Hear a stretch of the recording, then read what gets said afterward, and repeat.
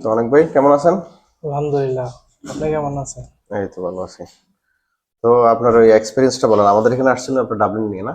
জি, আপনার কোস্তরা কোনটা? আমার কোর্সটা ছিল প্রাতু। হুম, কবে আবেদন করছিলেন? কতদিন আগে? আমি প্রাতুতে আবেদন করছিলাম গত ফেব্রুয়ারি মাসে।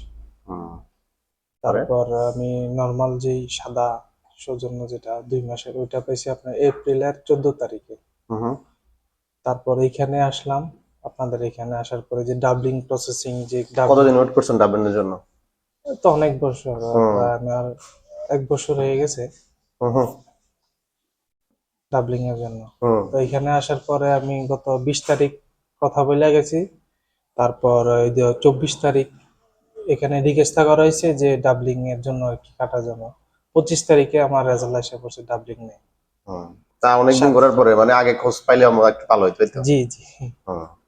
যাক, সমস্যা না, আমরা তো অবশ্যই আমরা তো চেষ্টা করি, ঠিক আছে। অনেক সাথে দেখা যায় স্থানটার উপরে অনেক ক্ষেত্রে ডিপেন্ড করে, যেমন কমিশনের ডেটের বিষয়, এরপর আমরা তার জন্য কমিশনের জন্য অ্যাপ্লাই করবো।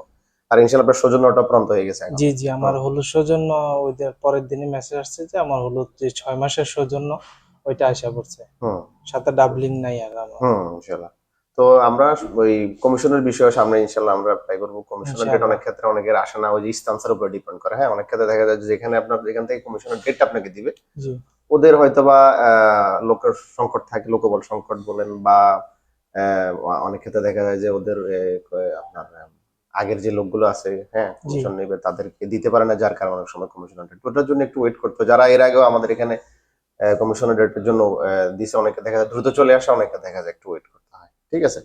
কিন্তু সামনের যে প্রসিডিউর গুলো আছে, আর এখন তো জানেন যে এখন বাংলাদেশ পাইজে সিকিউর মধ্যে পড়ছে, নিরাপদ জি দেশের জি, তালিকায় সব পড়ছে কিছু এখন। জানি। বাংলাদেশিদের যে আশ্রয় আবেদন প্রক্রিয়াটা একটু সামনের দিকে একটু কঠিন হবে, তো অবশ্যই আপনারা প্রিপারেশন নিতে হবে বাংলাদেশের যে ডকুমেন্ট গুলো, এবং কি আমরা এখানে যেটাকে বলি যে ইন্টিগ্রেশনে লাবোরাতিভ সোশ্যালের যে বিষয়গুলো, এগুলা আপনার খেয়াল রাখতে হবে, ঠিক আছে। আমরা সামনের দিকে আপনারা অবশ্যই সব বিষয়ে গাইডলাইন দিব ইনশাল্লাহ, এই আর কি।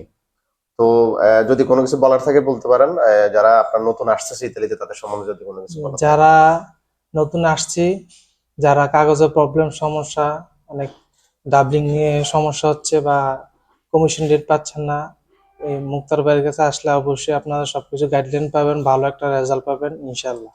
আমি উপকৃত হইলাম এখানে এসে।